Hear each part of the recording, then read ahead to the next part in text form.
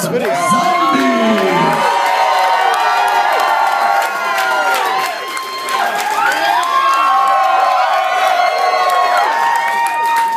Hello, hello, hello.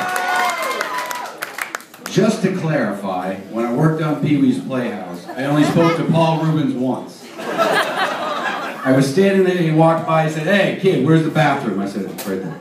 That was it. Sounds better now. I don't want to know what he was doing in the bathroom. And then he got arrested, and they moved the show to California, and then that was it, so. It was a quick burn. Yeah, all good.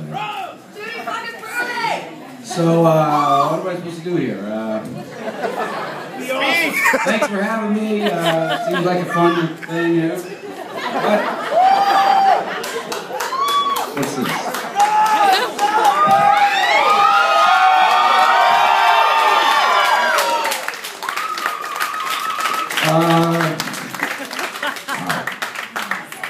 This is nuts.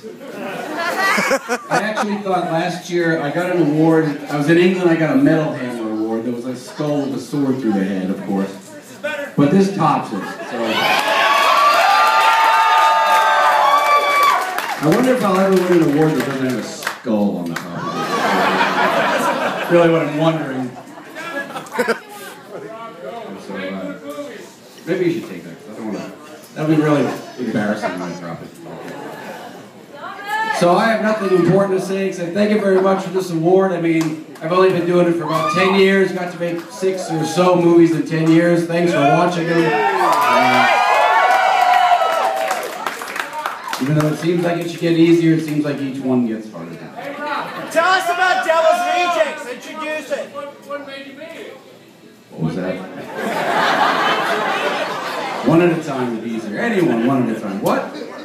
Tell us about Devil's Rejects. Introduce the movie. Devil's Rejects.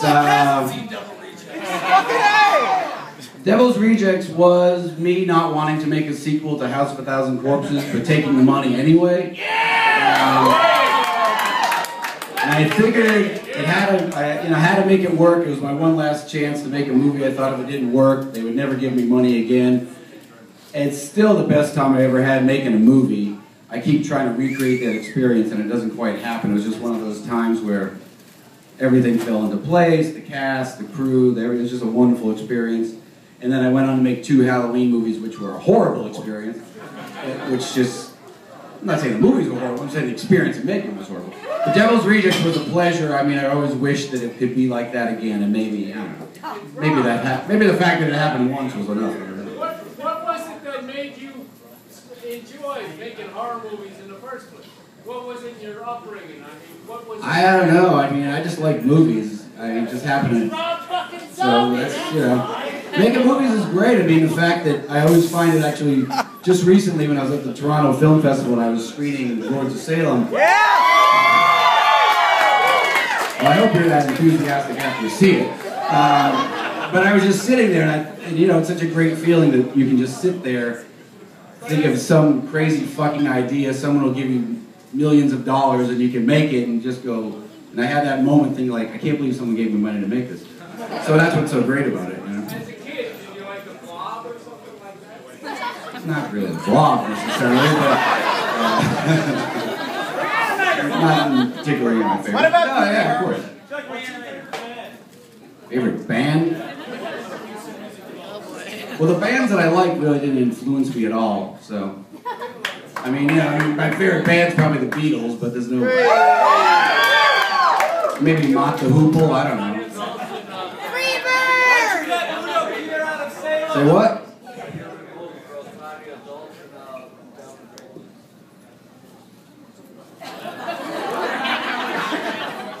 Perhaps.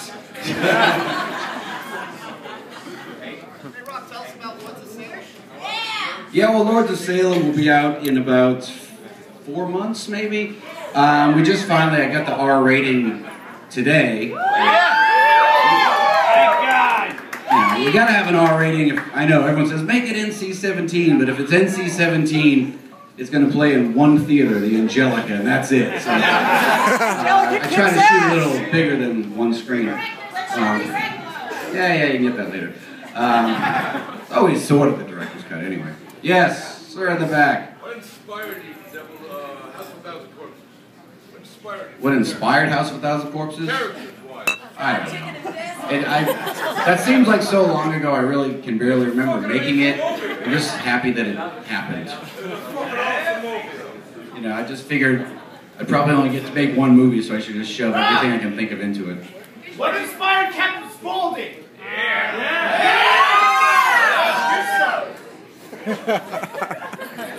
You know, I don't really know. I don't remember. I remember before we started the movie, I drew out these sketches of what I wanted every character to look like, but I don't know what inspired it. Truthfully, I don't remember. I guess just what happened. And I always knew I wanted Sid to play the role, even though I didn't know Sid at the time. I had an idea of what I thought he would be like, and why I had that idea, I don't know. I didn't know. And he was pretty much exactly like I thought, and just became that character instantly, so it just was easy. Hey, Rob, I hear you're born in Massachusetts. Are all people from Massachusetts as sick as you? Yeah, they are. Yeah! Just Mitt Romney. Probably, but for different reasons. I don't know, I never thought of it that way. What's something you left out of Lords of Salem to avoid NC-17?